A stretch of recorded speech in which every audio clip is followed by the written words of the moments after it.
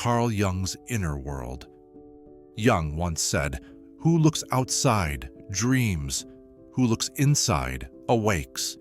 He believed the human psyche is like a labyrinth filled with hidden passageways that lead to buried treasures of self-discovery.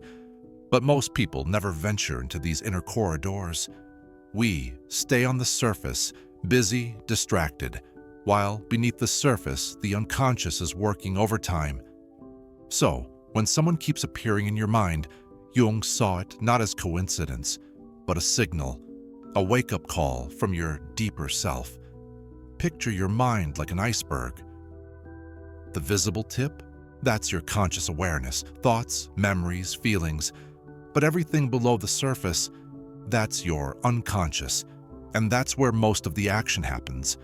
So when someone keeps resurfacing in your thoughts, it's likely because they've activated something hidden within your unconscious. Maybe they said something that echoed an old memory. Maybe they embody traits you long for or fear. These aren't accidents. These are messages. And once you start listening, everything begins to shift. Meet your shadow. Let's talk about the shadow. Not the one on the sidewalk, but the psychological shadow. The parts of yourself you've repressed, denied, or ignored because they don't fit your ideal self-image. And here's where it gets interesting. The person you keep thinking about, they might be your shadow in disguise. You admire their confidence because deep down, you struggle with self-doubt.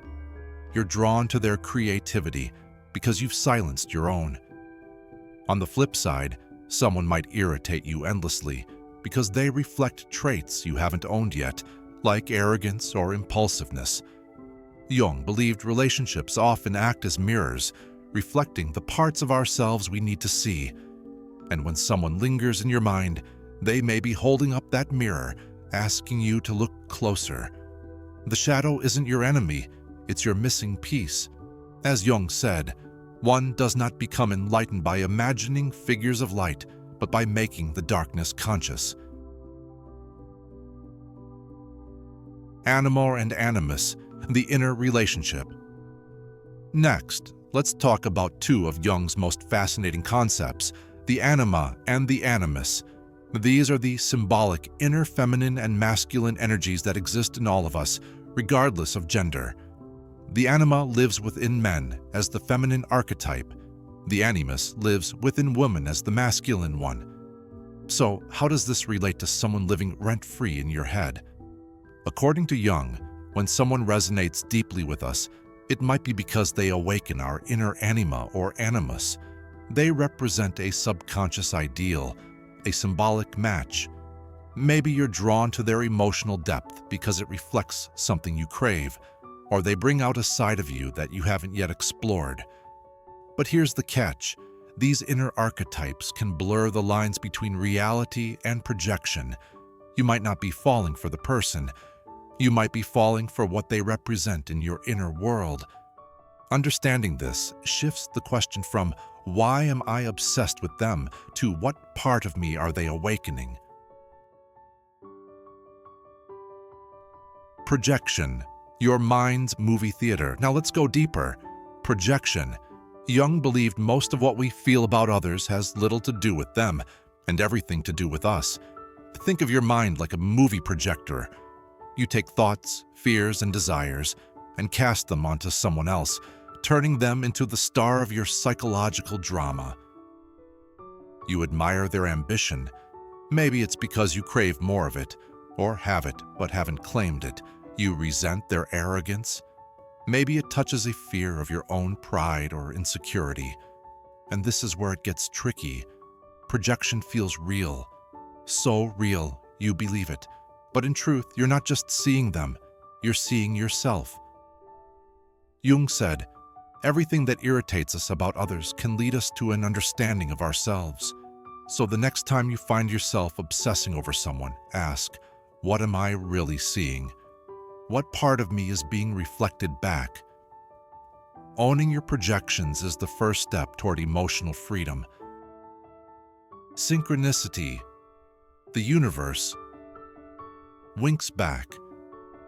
Ever thought about someone and they text you minutes later, or bump into them unexpectedly after they've lived in your mind for weeks. That's not a glitch, that's synchronicity. Jung defined it as a meaningful coincidence, not connected by cause and effect, but by meaning. It's the moment your internal world and external reality sync up. Maybe your unconscious has been so focused on them, it starts shifting how you perceive the world. Or maybe there's something larger, some invisible thread weaving your story with theirs. Either way, synchronicity is a nudge, not just from the universe, but from within. It's not asking you to obsess, it's asking you to listen.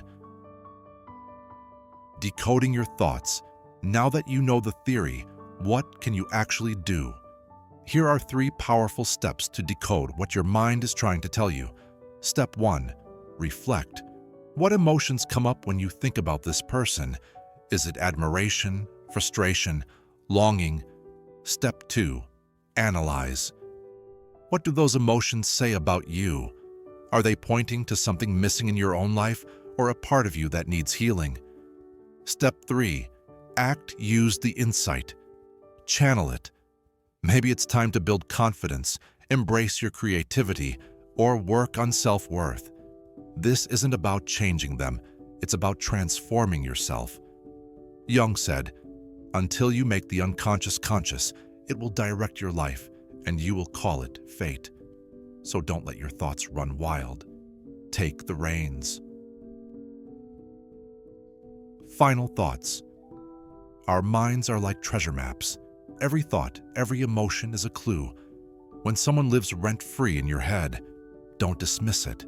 See it as a message, a call to understand your shadow, to claim your projections, to awaken your inner archetypes, and to grow. Because in the end, it's not about them, it's about you.